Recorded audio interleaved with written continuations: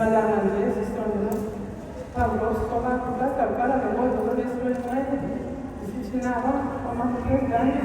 kosena amandla wonke sibanike uNkulunkulu okuthetha xa sisondela phambi kokusoka sinezicelo sicela wena xa sisaqala nje le nkonzo yanamhlanje okokuba zisisasondela phambi kokusoka zithi ingxaki ezisondele nasekuphefumulweni ze kubonakala umohluko khona ize kuba khona apha kwethu kungabikho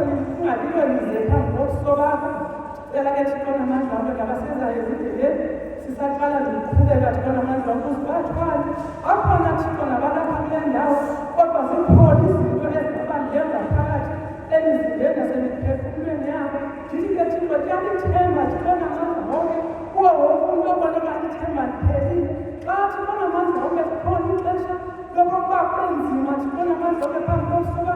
sibonakale singenzi ngokufanelekileyo athi aphela amandla Thixo namandla wonke kodwa siyazi ukukhona uShilo wasidala ezantsi emhlabeni ndithandaza kule ndawo Thixo namandla wonke ndisithi kuthiwa mandiguqe kule ndawo phantsi kobunzima endinabo Thixo namandla wonke ndithi ndicela wona ze ndithi xa ndiphuma kule ndawo ndiwufumane Thixo umqondiso wengxaki endithwale sibeka kule ndawo